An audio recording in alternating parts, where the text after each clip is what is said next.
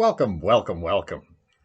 Here's another Donger deck discussion from the Dongers of Runeterra. My name is Sith Holocron, and I am the resident deck builder of said institution. And a couple of days ago, I made a meme deck with Catastrophe, which was quite fun and a bit silly. But, when you're playing against mates or you're having a friendly and all that sort of stuff, meme decks are kind of good, and streamers are kind of doing similar things. There was the Zephyr Control infinite combo sort of thing.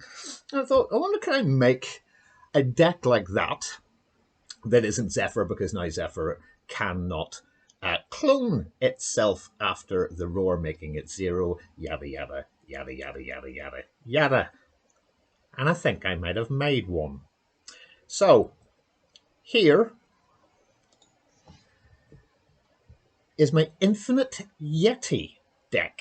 Now, here we go. There we go. So, the premise, if you haven't already guessed, is I want infinite 1 mana 5/5s, which is better than the infinite mana 0/4/4s, because we're just making Yetis the entire time.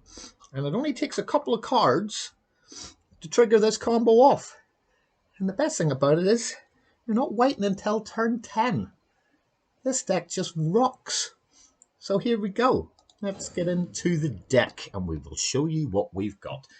Now, I'm running 31 Freljord cards and 9 from P&Z. But the P&Z cards are the crucial components of this deck. Now, I actually sat down for quite some time looking into specific spells, specific units that will help me maintain my never-ending Angry Yetis. So, for instance, let me show you the card that I want. This is the card that I want. This is the Enraged Yeti.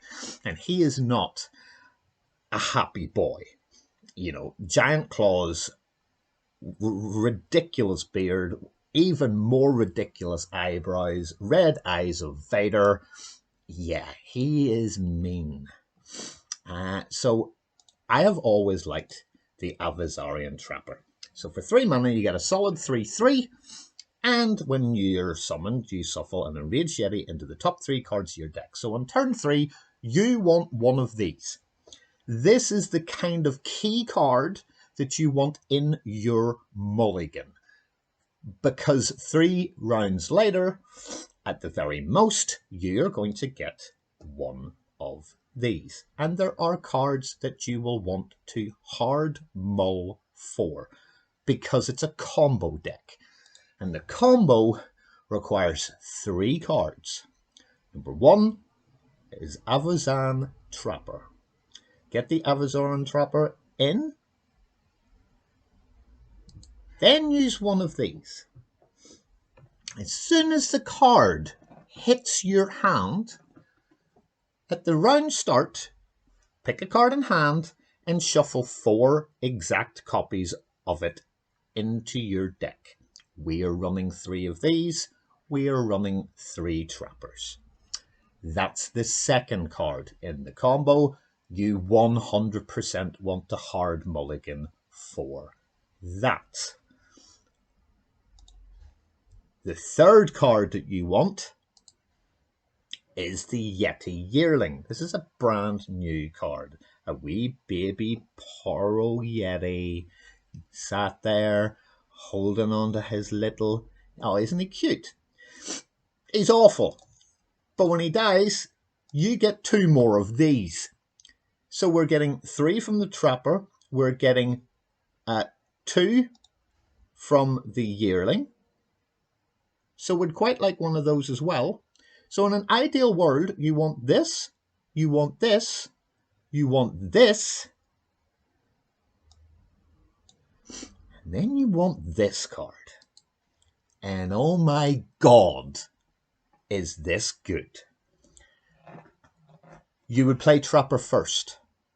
You then play Parade Electrig next round. So that the following turn when you attack, you support one of your Enraged Yetis. And that shuffles 4 copies of the supported ally into your deck. Now, let us think about how bonkers that actually is. We are getting Enraged Yetis from everywhere. We are running 3 of these, 3 trappers, 3 yearlings, and 3 counterfeit copies. 12 cards that will make between 1, 2, and 4 copies. Because that does 4. And that does 4. That gets you your first one. And that gets you 2 more. Now, people are saying, and I can hear them saying this, why isn't there an Enraged Yeti for 1? Because there isn't one for young. The card doesn't exist. The card only gets bought out by, it was only the Trapper, but now the Yearling brings them out too. So the whole premise is the ideal starting hand. It's counterfeit copies, Yeti Yearling, Parade Electro Rig, and Avazorian Trapper. You play Yeti Yearling in 1.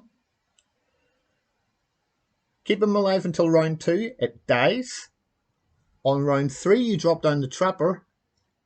On round 4, you drop down the Rig. You keep the Rig alive. You get your Yeti out and then play counterfeit copies. As soon as you put down your very first one. But even if you don't, if you have Parade Electro Rig, you get 4 more. You're getting at least 2 from that. So the death gives you an extra 2. This one just gets you 1, and then we'll go through the rest of the deck. We have 2 Lonely Poros. These guys are literal chump blockers. That is all they are there for. When they're summoned, they create another 1-cost Poro in hand. That's really kind of cool in case you brick your mulligan. So you can play another one for free. You get a random one. Who knows what it's going to be? It could be from absolutely anywhere. It could be the Plunder Poro. It could be the Lonely Poro. It could be any side of a Poro going at all. So if we go down here, you could get the Daring Poro, which is elusive. That's kind of cool. So there's a lot there for 1, and it's only 1 mana. Avazaran Sentry is 3 of because when it dies, you draw a card. Drawing a card if you haven't got the 3 cards that you need for the combo, which is Copies, Trapper, and Electro Rig. It dies. Use it as a chump blocker. Kill it immediately. If you can get some damage in with it, that's even better. But if you can't, you're still drawing an extra card, and that is just fantastic. Icefield Archer, one of the very best 2-drops in the game. Yes, he's got rubbish health, but he will frostbite the biggest enemy that you want done. You get to choose. That is fantastic. That is actually a really good thing to do, especially if you're up against Teemo or Ezreal. Oh, just bang, you're not working for the round. Because freeze and frostbite is something that this deck uses a lot of. We've talked about Trapper.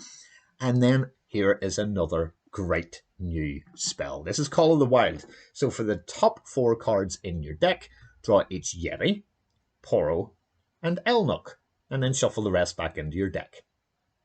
Brilliant. We're running 3 of these because this fits into the game plan perfectly. For the top 4 cards in your deck, so for instance, you've played the Trapper, he's in the top 3, you could drop Call of the Wild, you will get 100% your 1 mana 5/5. That's why this is a 3 of.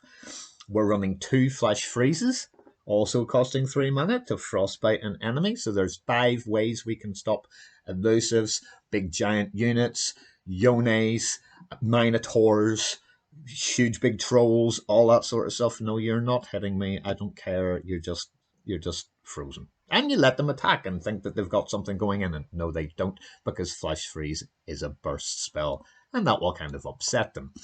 We've got Parade Electro Rig, and I think that's just a cracking bit of art. That is just so good.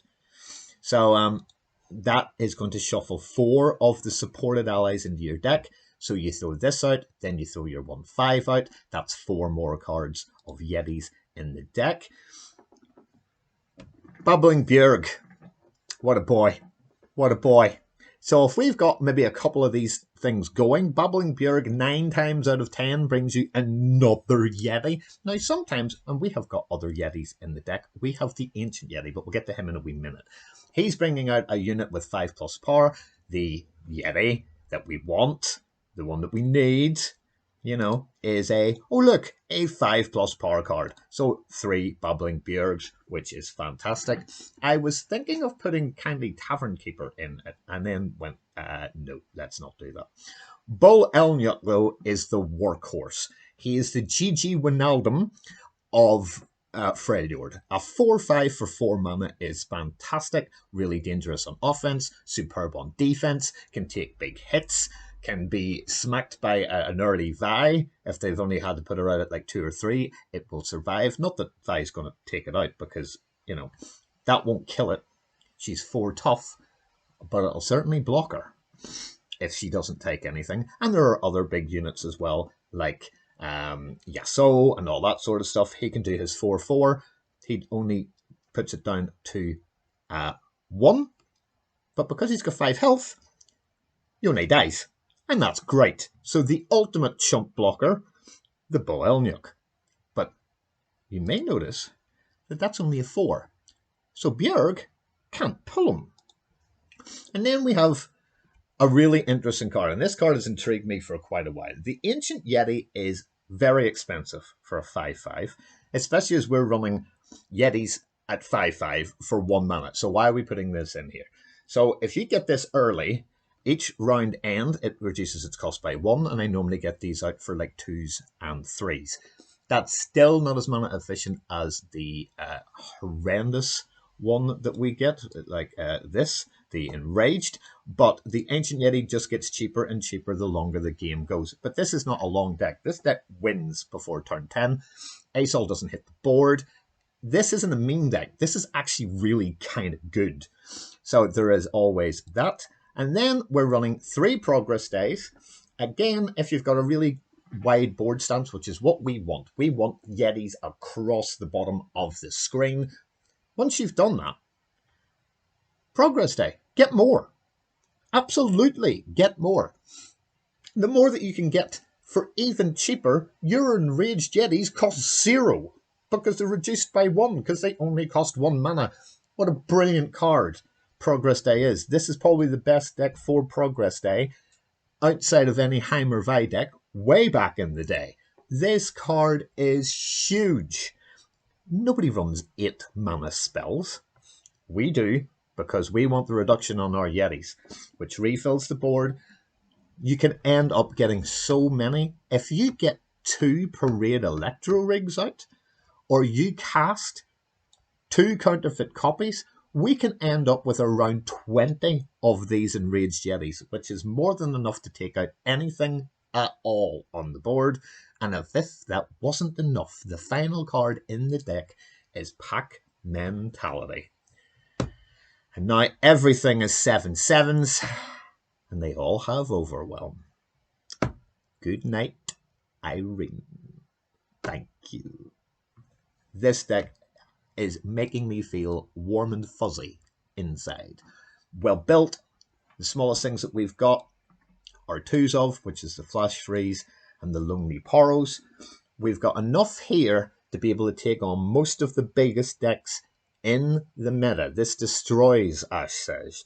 This destroys Leona Asol. This destroys Ramp Asol. This beats Discard Aggro. This is beating some of the very best decks in the meta. It defeats Leona Diana. It defeats Diana Nocturne. I've had immense success with this deck, and I'm very, very proud of it indeed. What started as a meme deck ended up being absolutely nothing like a meme deck, because there are so many ways to be able to make the Yetis that the longer the game goes on, by the time it gets to round 6 or 7, you should have at least 4 of those Yetis at full health at the bottom of your board every single time. And keep remembering, if you have the Electro Rig, what you need to do is then throw out another to get 4 more put into your deck. You've just seen me clip the deck code in there. All our social media links will be in the pinned comments along with that code. Thank you very much for watching. I hope you enjoyed the Dongers of Runeterra Donger deck discussions. I certainly enjoy making the decks, talking about them, and sharing them with you. So until the next time, thank you very much for watching. Like and subscribe if you really do enjoy our stuff. Come and join us in Discord. And until the next one, thanks for watching. Dongers out.